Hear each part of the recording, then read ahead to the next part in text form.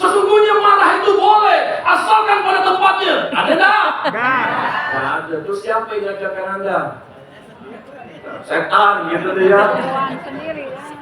Dan akhirnya anggaplah kita beda pendapat. Dan mudah menariknya, dalam Islam ini, kalau kita beda pendapat, mudah cari solusinya. Caranya gimana? Ya tanyalah sama Allah. Ternyata dalam Quran ini, kalau kalian berbeda pendapat akan sesuatu, kembalikan kepada Allah, Rasul, dan ulil amri di antara kalian. Betul tidak? Tapi kebanyakan orang tuh nanya orang dulu. Kenapa tak tanya Allah? Coba tanya sama Allah, boleh tak marah. Kalau Anda baca terjemahan dari awal sampai selesai, Anda tidak akan pernah ketemukan ayat itu. Yang ada kata Allah, barang siapa menahan nafsu amarahnya, surgalah tempatnya. Bahkan kalau Anda menanya ke Rasulullah, ini yang paling hebat sekali, tanya nih, ya Rasulullah, apakah amalan yang paling utama? Jangan marah. Ya Rasulullah, apakah? Oh jangan marah. Ya Rasulullah, apakah? Jangan marah. Orang hebat, orang kuat bukan orang yang meninggal berbulan, tapi orang yang mampu menahan nafsu amarahnya. Takbir! Jadi kalau betul Anda tuh hebat, jangan marah. Masya Allah. Kalau betul Anda tuh kajinya tinggi, jangan marah. Kalau betul Anda tuh ibu majelis taklim, jangan marah. Kalau betul Anda tuh penghafal Quran, jangan marah. La taghdab wala kau. Jangan. Sudahlah. Jadi kalau Anda dengan beda pendapat jadi Rabu Pari, tanya ini sama Allah. Insya Allah tidak akan ada beda dengan Rabu Pari. Itulah yang membuat saya mudah menyatukan orang-orang yang mengaku paham agama, tapi ribut dengan paham agama. Mau coba? Karena saya menemukan orang-orang beriman itu Pak, dia nggak akan mau menolak kebenaran. Ternyata kalau ada di antara orang-orang beriman sedang bermasalah, dia tidak mau memperbaiki komunikasinya, berarti diragukan itu. Tapi orang beriman, oh iya, Allah itu bilang perbaikilah silaturahim di antara kalian. Maafkanlah dia, berikanlah dia maaf tuh. Masya Allah. Maka hari ini pun, kalaupun memang Anda ingin berangkat ke tanah suci, harapan Nabi tidak berubah pun sebelum berangkat. Biar nanti di tanah suci itu pun tak ada drama-drama yang kita diuji-uji ini dan itu lagi. Kita pengen fokusnya bagaimana semangat ibadah kita makin meningkat. Jangan sampai, mohon maaf, Anda berjalan ke tanah suci di depan Ka'bah lalu nangis-nangis, tapi pulang ke Indonesia marah-marah sama istri. Dan itu nggak menarik Pak. Ya, dan Nabi doakan sumpahkan Haji Nasrullah ini, Masya Allah. Doakan, tolong andingkan sumpah saya. Saya sumpahkan dia tak marah lagi. Amin. Amin. Saya sumpah dia di hari ulang tahunnya ini tak mudah lagi nilai orang. Amin. Bininya dia tak di sini. Jadi dengar sekalian. Ya. Saya sumpahkan dia tak ada lagi tersinggungnya. Amin. Saya sumpahin dia tak ada lagi sedih kecewanya. Amin. Saya sumpahkan dia tak putus asa. Amin. Jadi kalau nanti marah, ingatlah ya.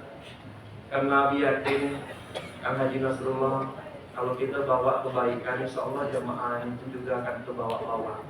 Tapi kalau ownernya mudah marah, mudah prasangka, sakit hati, tersinggung, merajuk, khususnya orang-orang yang di samping dia.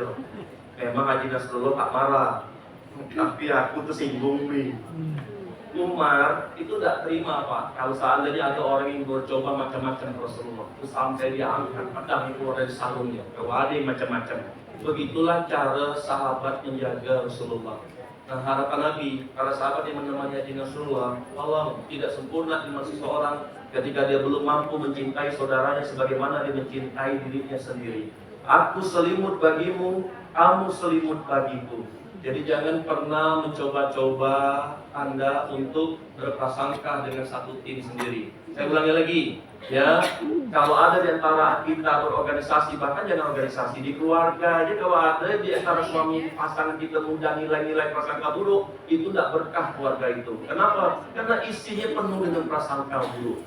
Tapi kalau seandainya kita terbiasa ngobrol dengan Allah, nah saya inginnya Pak, Bu, sebentar lagi saya tutup. Harapan saya, Ibu dan Ayanda semua, selesailah bercakap dengan Allah itu sekarang. Anda terlalu banyak dengar kata orang. Yang belum pernah Anda lakukan adalah Anda selesai dengar kata Allah. Anda pula banyak dengar teori orang. Sekarang cobalah tanyakan langsung ke Allah itu betul nggak teori itu. Saya khawatirnya ada orang yang memanfaatkan sebuah kesempatan Pak untuk mempengaruhi orang untuk kepentingan pribadinya. Tapi kalau orang yang mengenal Allah, dia akan tahu ini datangnya dari siapa.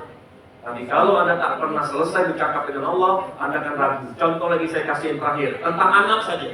Anak yang Allah berikan itu untuk menyenangkan atau untuk menyusahkan? Untuk menyenangkan atau untuk menyusahkan? Siapa yang ngajarkan Anda? Siapa yang bilang? Allah. Cuma gara-gara Anda pernah dengar yang Qurrata Ayun itu. Ya Allah, jadikanlah anakku sebagai penyenang hati. Saya ulangi lagi. Anda coba baca ayat sebelum itu dan sesudah itu. Betul nggak ceritanya seperti itu? Atau jangan-jangan Allah itu menyampaikan kepada kita banyak dulu orang-orang seperti kita ini berdoa, ya Allah jadikanlah anakku sebagai penyenang hati. Tapi Anda pernah bertanya nggak ke Allah langsung, sebenarnya anak itu diberikan kita itu untuk apa? Apa pernah Anda mendengarkan Allah menyampaikan, wahai hambaku, umatku, sesungguhnya apa anak yang kuberikan untuk menyenangkan? Ada tak? Enggak. Yang ada itu kita kasih tahu. Anak itu ujian. Satu, betul nggak? Dua, anak itu cobaan. Betul nggak? Tiga, anak itu bahkan ada yang jadi musuh. Saya coba fatalnya di mana kalau Anda tak selesai bercakap dengan Allah. Ingat, perilaku manusia itu ditentukan apa yang dia lihat, apa yang dia pikir, apa yang dia dengar, apa yang dia rasa, apa yang dia yakini. Saya orang penemuan SDM, ternyata itulah pola perubahan perilaku. Kalau mindset Anda selama ini punya keyakinan anak untuk menyenangkan, ternyata ketika pulang ke rumah nanti, rumah berantakan, anak bertengkar. Apa yang terjadi? Marah Anda. Tapi beda dengan orang yang ketemu sama Allah, dia ngobrol sama Allah ketika pulang ke rumah, rumah berantakan, anak bertengkar. Apa yang terjadi? Ya memang begitu kata Allah, anak itu ujian, anak itu cobaan, di antara ada yang jadi musuh, ya di mana lagi dia terimalah. Boleh paham, Pak? Jadi insya Allah rombongan Hatur berangkat ke Tanah Suci udah soleh-soleh semua. Kalau udah soleh-soleh semua kan, insya Allah kita fokus melayani mereka dengan penuh cinta, dengan penuh hati. Dan mudah-mudahan Anda pulang ke rumah nanti, Anda menularkan kebaikan ke keluarga. Hebat ya mama, mama berangkat ke Tanah Suci, pergi umroh, pulangnya jadi soleha begini, Masya Allah. Baru orang mau berangkat lagi. Kenapa? Karena ada bukti. Gitu loh. Tapi kalau seandainya Anda pulang gak ada bukti, orang mulai ragu. Saya menemukan orang mulai ragu pun. Ya.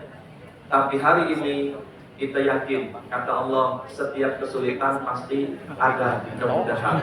Itu saja mungkin yang dapat kami sampaikan. Saya mohon maaf lahir dan batin ya kepada ibu dan ayah semua.